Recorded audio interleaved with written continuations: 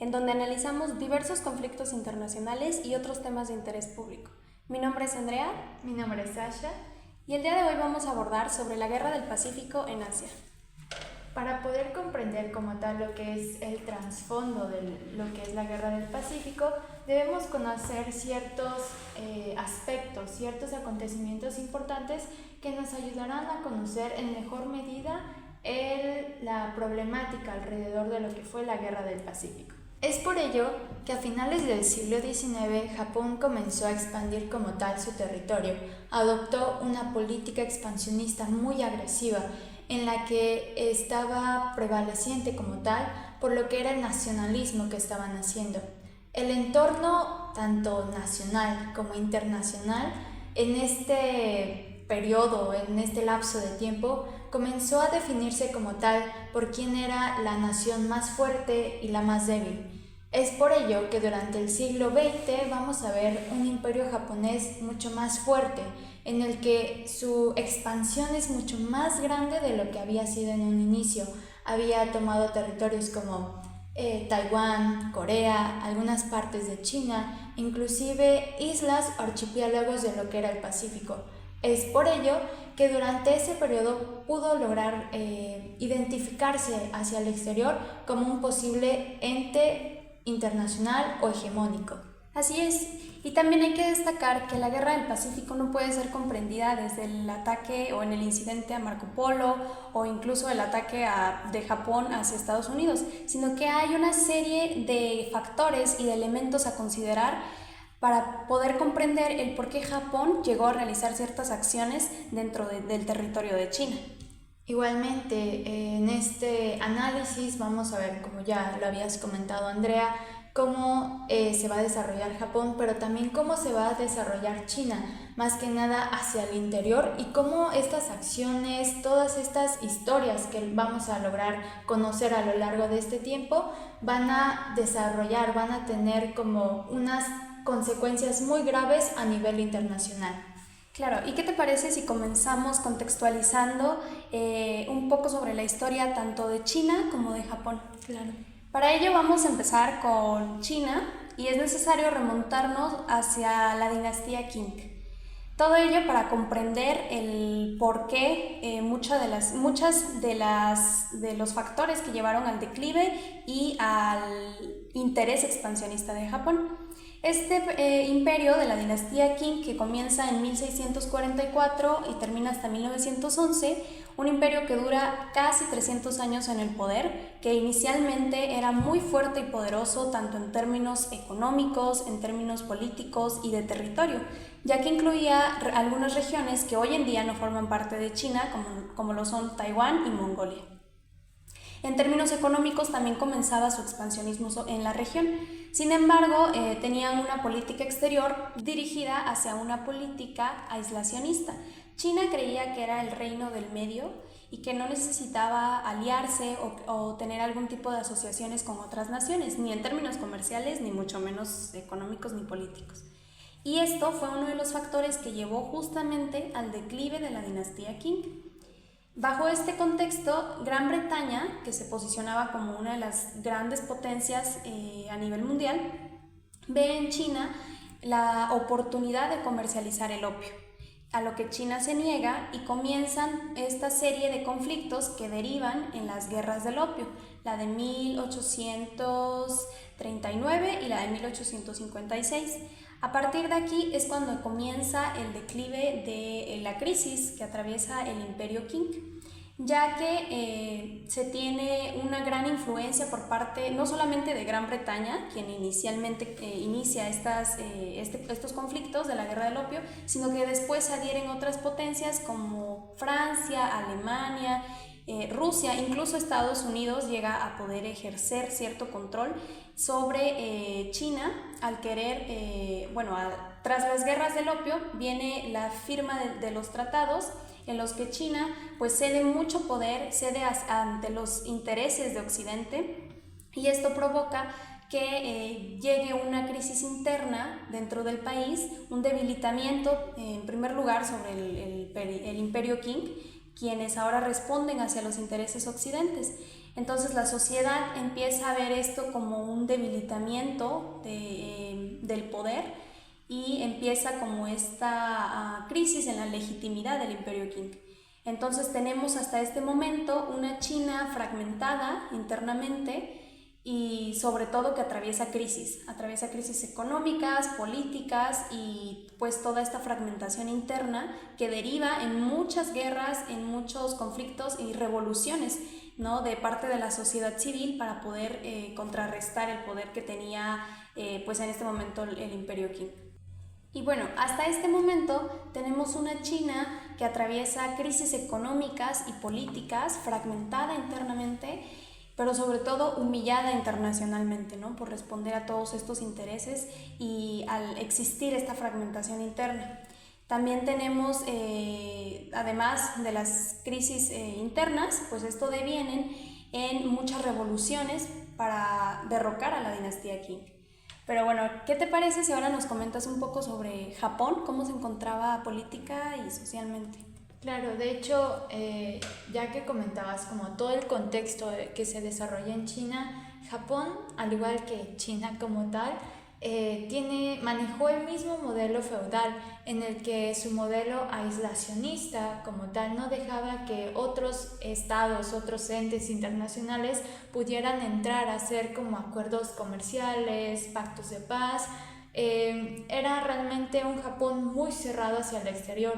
Entonces, también podemos encontrar otro de los aspectos más importantes que yo creo como muy indispensable que tenemos que mencionar, es el hecho de que ellos manejaban un sistema de shogunato en el que los samuráis eran quienes ostentaban el poder dentro de lo que era la cuestión política, económica, inclusive militar.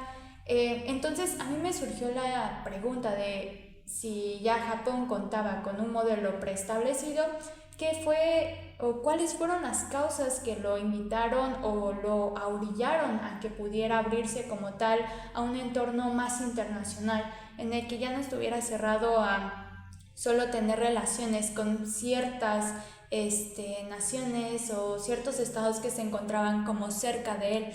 Es aquí, donde puedo decir que la mejor respuesta a esto es la occidentalización. Es decir, cuando llega Estados Unidos a lo que es la actual Japón, Nippon, en japonés podemos decirlo, se abrió como tal dentro de lo que era una supuesta diplomacia de cañonazo, que era una forma de hacer como ver a los japoneses de que realmente los estadounidenses contaban con un poder muy imperante sobre ellos, igualmente mostrándoles que ellos contaban con mayor tecnología de lo que Japón podía contar. Entonces se dieron cuenta que estaban realmente muy atrasados en cuestiones económicas, en cuestiones industriales, tecnológicas. Es por ello que bajo este contexto Japón comienza a abrirse hacia el exterior y a cambiar como tal sus políticas internas, en el que obviamente va a prevalecer siempre el nacionalismo, siempre van a buscar tener en cuenta como tal toda su cosmovisión que ellos ya manejaban, pero mezclándolo con este conocimiento occidental, esta nueva forma de ver el mundo. Sí, claro, y podemos ver entonces que esta influencia occidental se presenta tanto en China como en Japón, obviamente adecuándose a cada uno de los contextos, pero al final de cuentas mucha de la historia china y japonesa responden hacia la influencia y hacia los intereses que Occidente llega ya sea a imponer en el caso de China o a influenciar en el caso de Japón. Y bueno, regresando un poco hacia lo que comentabas sobre el sistema político de Japón, recuerdo haber leído que la era Meiji, en conjunto de la industrialización y el expansionismo japonés, esto como una réplica del modelo occidental, se conformó como parte de toda una reconfiguración de poderes en Asia.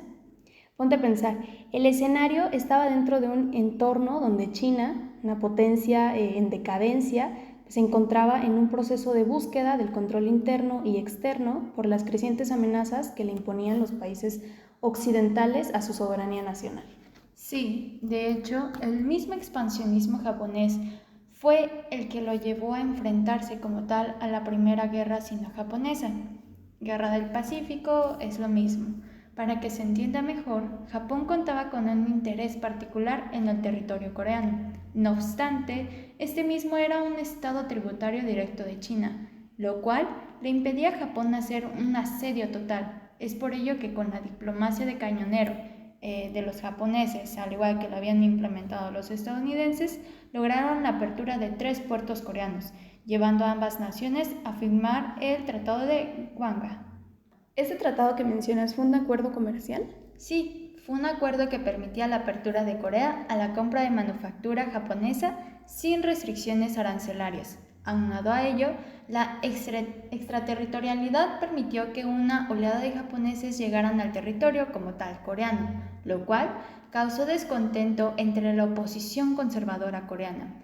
El hecho llevó a China a retomar en parte la influencia que antes había ejercido sobre el territorio, pero la división cosmogónica entre la sociedad devino en un enfrentamiento armado. De hecho, me atrevo a decir que la Primera Guerra Sino-Japonesa fue la primera demostración del poder con el que se había hecho Japón. Fue una forma de enseñar que todos los esfuerzos de gobierno para aumentar la riqueza y la fuerza nacional habían dado su fruto. Las tropas japonesas estaban bien disciplinadas, equipadas y entrenadas, lo cual provocó que barrieran a los chinos ante sus propios ojos. Y dentro de este mismo contexto, Japón, con el pasar del tiempo, crece de más, ¿no? Siendo el expansionismo una de sus primeras vertientes dentro de una nueva era cosmogónica. El control sobre Corea era innegable, obviamente. Sin embargo, el interés por dicho territorio lo llevó a una nueva disputa.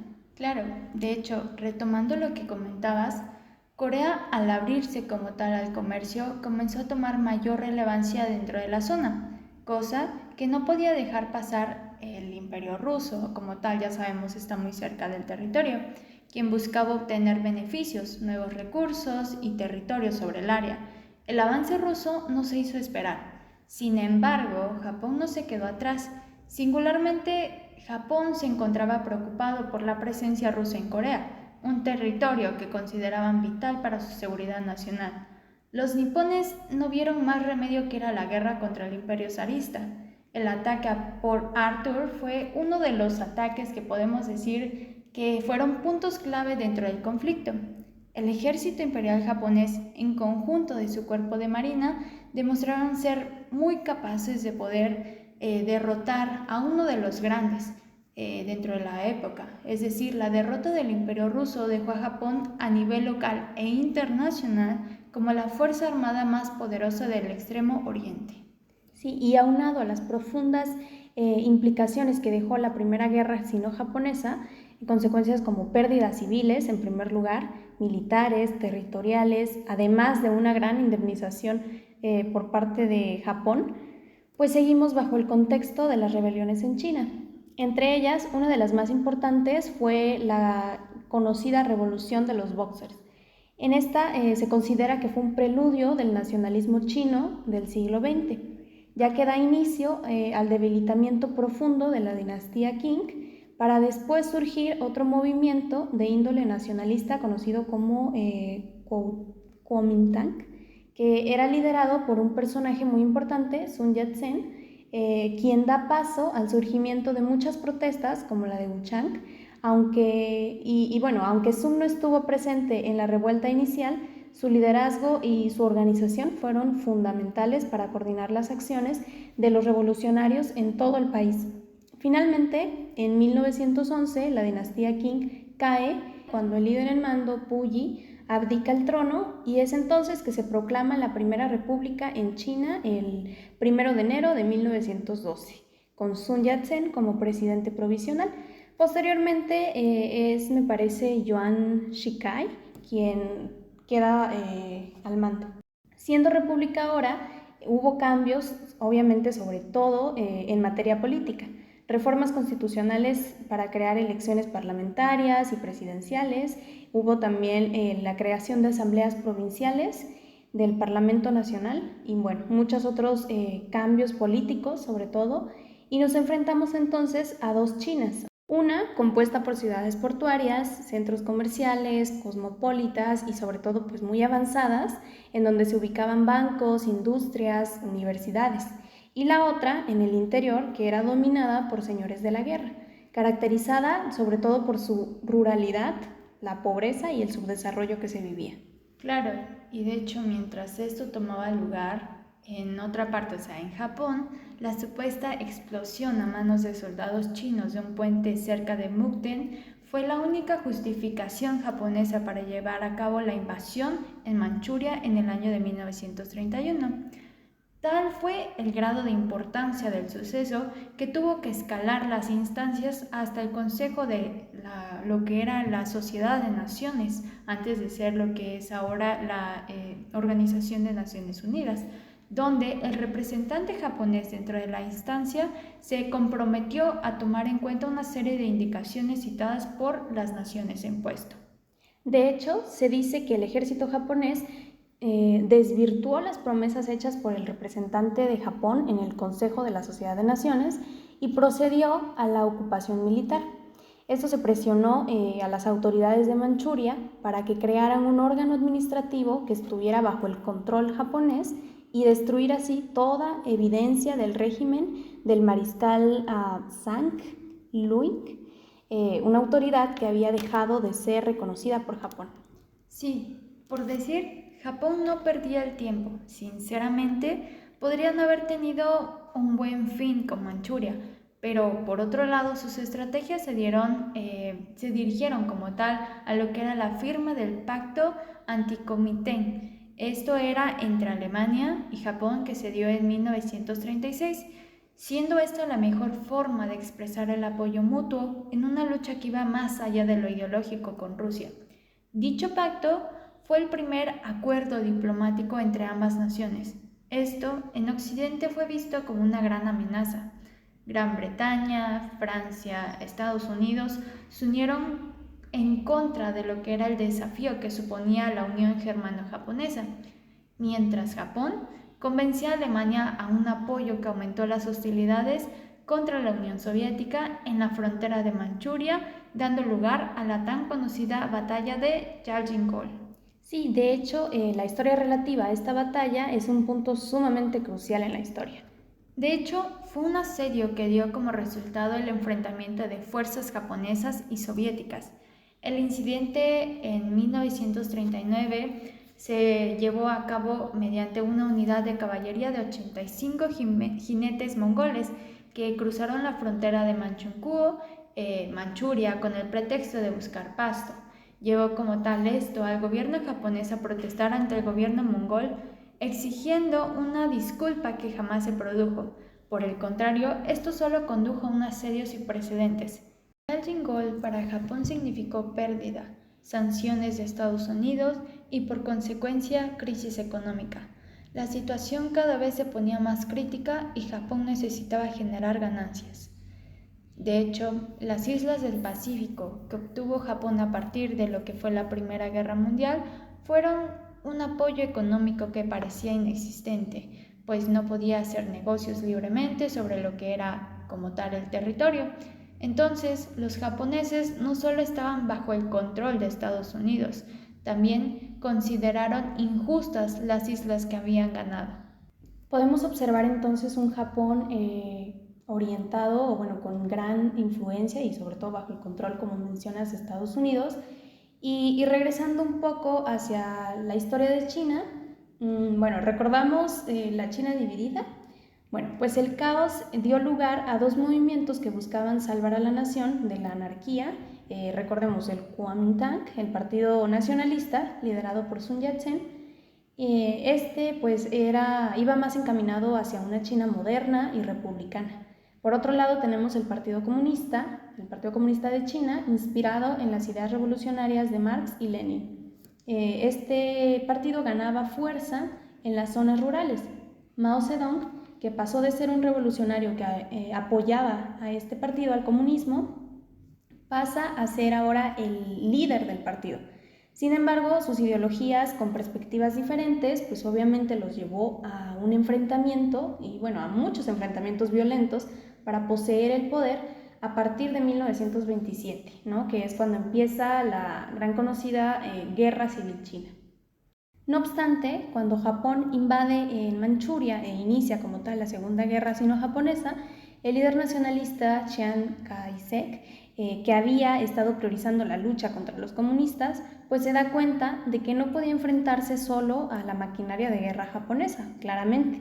Por su parte, Mao Zedong y los comunistas, aunque estaban un tanto debilitados, vieron una oportunidad en unir fuerzas contra el enemigo común, ¿no? Japón. Y es así que firman en 1937 un acuerdo conocido como el Segundo Frente Unido, para combatir exitosamente a la milicia japonesa. Y con ello el conflicto se reavivó, al mismo tiempo que ocurría el incidente de Marco Polo, ¿recuerdas? Claro, ahora que lo recuerdo, fue cuando las tropas japonesas realizaron varios ejercicios militares cerca de lo que fue el puente de Marco Polo en las afueras de Beijing. Sí, y todo esto porque un soldado japonés se reporta como desaparecido y lleva a las fuerzas niponas a exigir acceso a la ciudad de Luguchao para buscarlo.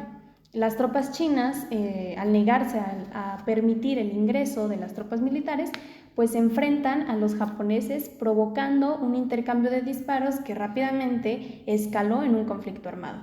Se dice que este suceso fue utilizado como una excusa por parte del ejército japonés para poder justificar su demanda de acceso a la ciudad, que era pues un área estratégica además, y las tropas chinas, que ya estaban bajo constante presión por la expansión militar japonesa, pues obviamente se negaron. Entonces resultó en el enfrentamiento armado, pero pues como te comento, es conocido, o se dice más bien, que este suceso fue utilizado como una excusa para poder entrar a este territorio que era un área estratégica para el imperio japonés.